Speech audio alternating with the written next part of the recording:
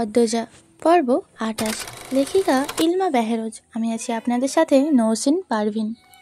অন্দরমহলের সদর দরজায় গ্রামের মেয়েদের ভিড়। তারা সবাই নতুন বউ দেখতে এসেছে। আমিরের কোলে পদ্মজাকে দেখে মিটিমিটি হাসছে। ফিসফিসিয়ে একজন আরেকজনকে কিছু বলছে। ফরিনা ধমক দিয়ে কোলাহল থামিয়ে দেন। আমির দরজার সামনে উপস্থিত হতেই আনিশা বলল, এইবার বউকে নামান ছোট ভাই। বড় আম্মা পা ছুঁয়ে সালাম করে এরপর ঘরে ঢোকেন। আনিশা আমিরের চাচাতো ভাইয়ের বউ, জাফরের স্ত্রী। দেশের বাইরে থাকে। ঢাকার প্রফেসরের মেয়ে আনিশা। বিয়ের পরপরই স্বামী নিয়ে দূর দূরান্তে পাড়ি জমান। 2 সপ্তাহ আগে ছুটি করাতে শ্বশুরবাড়ি আসে। আনিশার কথা মতো আমির পদ্মজাকে কোল থেকে নামিয়ে দিল। এরপর দুজন নত হয়ে ফরিনাকে সালাম করল। ফরিনা হেসে ছেলে এবং ছেলের বউকে চুমু খান। আবেগে আপ্লুত হয়ে বলেন, সুখী হ বাবা, বউয়ের খেদমতে ভালো থাক সারা জীবন। আমার কইলাম বছরের মধ্যেই নাতি যায়। লাবণ্য মাঝে ফোড়ন কাটল। পদ্ম আবার লগে শহরে যাইব আম্মা, আমরা এক লগে কলেজে পড়বাম, নাতি টাতি পরে পাইবা। ফরিনা ক্ষুধার্ত বাঘিনীর মতো তেড়ে এসে লাবণ্যর গালে চর বসিয়ে দেন। উঁচু কণ্ঠে বললেন, আমার কথার পিছে কথা কতন সাহস দেখাবি না। আকস্মিক ঘটনায় সবাই হকচকিয়ে যায়। পদ্মজা অবাক চোখে তাকায়। সামান্য কথার জন্য কোনো মা এত মানুষের সামনে যুবতী মেয়েকে মারে? লাবণ্য লজ্জায় অপমানে কাঁপতে থাকে। চোখে টলমল জল নিয়ে স্থান ত্যাগ করে। এরপর পালিয়েই গেল। ফরিনার চোখে মুখে কঠিনত্ব ফুটে আছে। পদ্মজা ভয়ে চোখের দৃষ্টি মাটিতে রাখে। ফরিনা পদ্মজার হাত ধরে ভেতরে নিয়ে যান। যেতে যেতে বলেন, মুখে মুখে কথা কইবা না কোনো দিন, যা কইলা মানবা চলবা। শ্বশুরবাড়ির সব মানুষ হইতাছে গিয়া দেবতার লাহান, তাগরে সেবা করলেই জান্নাত পাইবা, নইলে কোনোদিন জান্নাত পাও দিব না।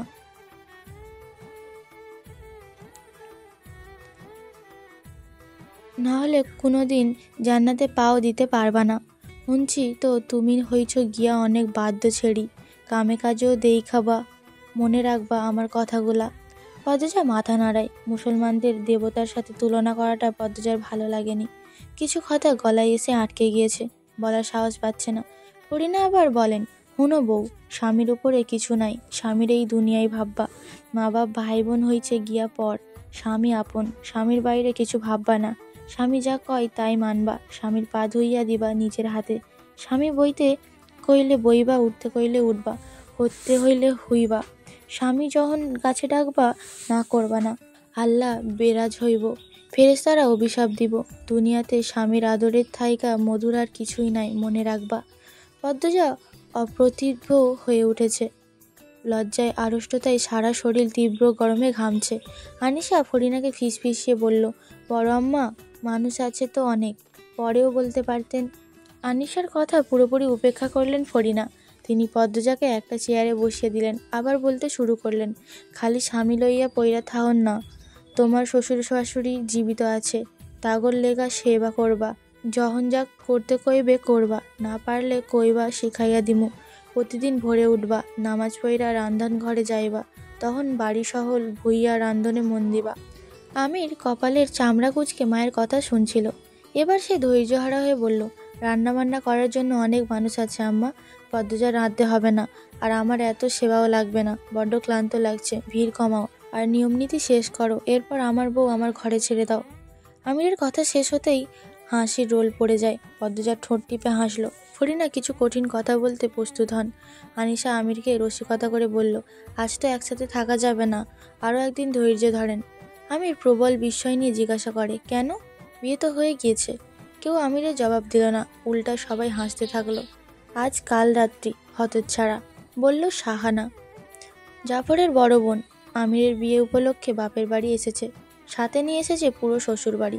আমির শাহানাকে প্রশ্ন করলো, কাল রাত্রি তো হিন্দুদের নিয়ম, আমি মানি না, আমার বউ আমার ঘরে দিয়ে আসা হোক। সবসময় তেড়ামি করিস কেন? আমরাও তো নিয়ম মেনেছি, বলল জাফর। কণ্ঠে তার গম্ভীরার্য। তাতেও লাভ হলো না। আমির কিছুতেই এই নিয়ম মানবে না। ফরিনা, শাহানা, শিরিন, আনিশা, আমিনা সহ অনেকেই আমিরকে মানানোর চেষ্টা করলো। কারোর কথা আমিরের কর্ণচোগল হলো না। তার মধ্যে রিদওয়ান আমিরের সাথে তাল দিল। বলল, কাল রাত্রি টাত্রি বাদ, এসব নিয়ম মেনে লাভটাই হবে কি? যার বউ তাকে তার বউ দিয়ে দাও। তুই চুপ থাক, আগুনে ঘি ঢালবি না, বললেন আমিনা। রিদওয়ান চুপসে গেল। থামল না শুধু আমির, ফরিনাও জেদ ধরে বসে আছেন। তিনি আমির পদ্মজাকে আজ কিছুতেই একসাথে থাকতে দেবেন না। যেমন মা তেমনই তার ছেলে। মজিদ হাওলাদার অনেকক্ষণ যাবৎ এসব দেখছেন। চেঁচামেচি আর নেওয়া যাচ্ছে না। তিনি উপর থেকে নেমে আসেন। অন্দরমহল 3 তলায়। 3য় তলার কেউ থাকে না, শুধু ছাদ আছে। ঘর বানানো হয়নি, অসমাপ্ত ইটের পুরনো বাড়ি। চিন্তাভাবনা চলছে 3য় তলাটা থাকার জন্য উপযুক্ত করার। মজিদকে দেখে সবাই থেমে গেল। তিনি পদ্মজার পাশে চেয়ার নিয়ে বসেন। পদ্মজা একটু নড়ে চড়ে বসে। মজিদ পদ্মজাকে জিজ্ঞাসা করলেন, তুমি কি চাও মা? আজ শাশুড়ির সাথে থাকবে নাকি আমার পাগল ছেলের সাথে? ভেবে বলো, তুমি যা বলবে তাই হবে। পদ্মজা উসখুস করতে করতে বলল, জি, আম্মার সাথে থাকবো। হরিণার ঠোঁটে বিশ্বজয়ের হাসি ফুটে ওঠে। তিনি আমিরের দিকে তাকিয়ে ব্যঙ্গ করে হাসেন। পরপরই পদ্মজার উপর ঝাঁপিয়ে পড়েন। চুমুতে পদ্মজার গাল ভরিয়ে দেন। একবার আর চোখে আমিরকে দেখল পদ্মজা। আমির তাকিয়েই ছিল। পদ্মজা তাকাতেই আমির চোখ রাঙিয়ে দিল। সঙ্গে সঙ্গে পদ্মজা দৃষ্টি ফিরিয়ে নিল। বিয়ের বাকি সব নিয়ম শুরু হয়। উপর থেকে নেমে আসেন নূরজাহান। তিনি এই বাড়ির প্রধান কর্ত্রী, মজিদ হাওলাদারের জন্মধাত্রী। কই রে আমার নাত বউডা, কই? বলতে বলতে ছুটে আসেন তিনি। উপস্থিতি সবাই দৃষ্টি ঘুরিয়ে নূরজাহানের দিকে তাকালো। নূরজাহান পদ্মজার সামনে এসে বসেন। পদ্মজার মুখখানা 2 হাতে ধরে দেখেন। এরপর মুগ্ধ হয়ে বলেন, বাবু দেহি চাঁদ লইগা আনছে। এই ছেড়ি তোর জন্য। আমার জামাই তো এখন আমার দিকে তাকাইব না। নূরজাহান কেন এ কথা বললেন পদ্মজা ঠাট্টাও করতে পারল না। আমির যখন হেসে বল, আরে বুড়ি, তুমি তো আমার প্রথম বউ, ভুলি কিভাবে? তখন পদ্মজা নূরজাহানের কথাই মানে বুঝল। বুঝতে পেরে ঠোঁট চেপে হাসল। নূরজাহান আমিরের থুথুনিতে চিমটি ধরে বললেন, আমার চাঁদের টুকরা, বউকে আদর কইরো ভাই, বকাঝকা কইরো না। সেইরা জন্মঘর ছাইরা আইছে। তুমি এখন সব, তুমি যেমনই রাখবা তেমনই থাকবো। স্বামী হাত ছাইরা দিলে শ্বশুরবাড়ি আর কেউই বইয়ের আপন হয় না, বুঝছো ভাই?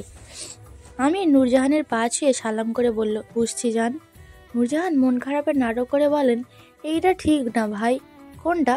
এহেন থাইকা জান ডাকবা বউরে, আমি হইলাম দুধ ভাত। আমির একটু জোরেই হাসলো, সাথে সাথে আর অনেকে হাসলো। পদ্মজা নত হয়ে নূরজাহানের পা ছুঁয়ে সালাম করার জন্য। নূরজাহান দ্রুত আটকালেন পদ্মজাকে, জড়িয়ে ধরে পিঠে হাত বুলিয়ে আদর করে বললেন, রূপে যেমন গুণেও তেমন থাইকো বইন। রাত বাড়ছে, সব নিয়ম তো শেষ।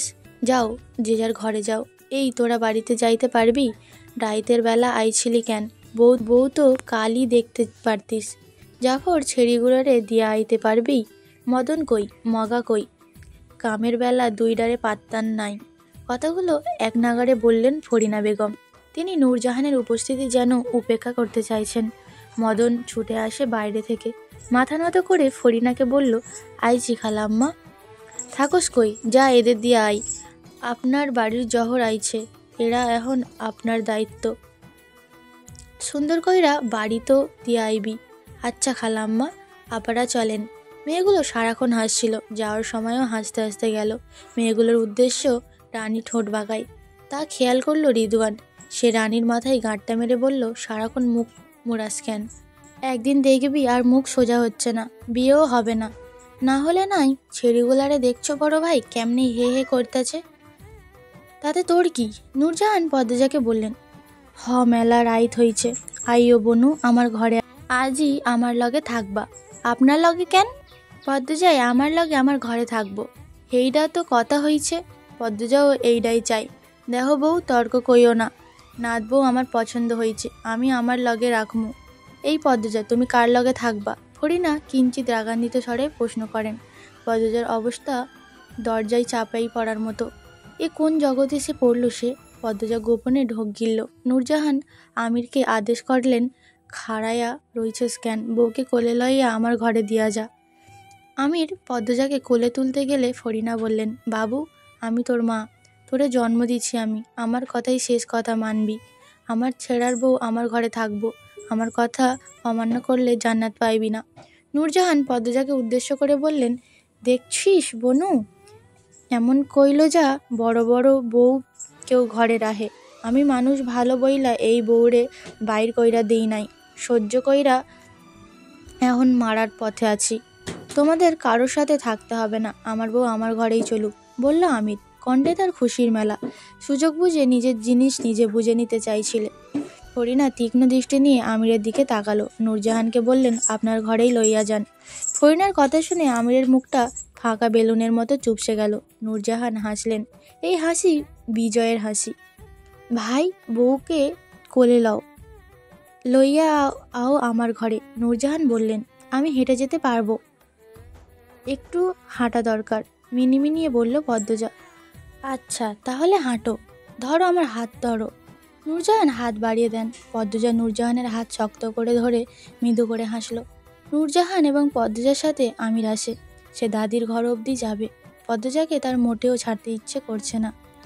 নূরজাহানের ঘরে যাওয়ার পথে পদ্মজা কান্নার সুর শুনতে পায়। কে যেন কাঁদছে, কি করুণ সেই কান্নার স্বর। এদিক ওদিক দৃষ্টি মেলে তাকালো পদ্মজা। আর একটু এগোতেই খুব কাছে জোরে একটা আওয়াজ হয়। পদ্মজা কেঁপে ওঠে। দ্রুত সেদিকে তাকায়। তার চেয়ে দুহাত দূরে একটা দরজা। ভেতর থেকে কেউ দরজায় ধাক্কাচ্ছে আর কাঁদছে। পদ্মজাকে ভয় পেতে দেখে আমির বলল, ভয় পাচ্ছ? কে ওখানে? এভাবে কাঁদছে কেন? দরজা খুলে দিন না। পদ্মজা ভয় এবং ব্যথিত কণ্ঠে বলল। তার কথায় আমির বা নূরজাহান কারোর কোনো ভাবনা হলো না। পদ্মজাকে নিয়ে পাশ কেটে চলে গেল। এই পর্যন্তই ছিল আমি পদ্মজা পর্ব 28। পরবর্তী পর্বগুলো শোনার জন্য চ্যানেলেই চোখ রাখুন। সবাই ভালো থাকবেন, সুস্থ থাকবেন।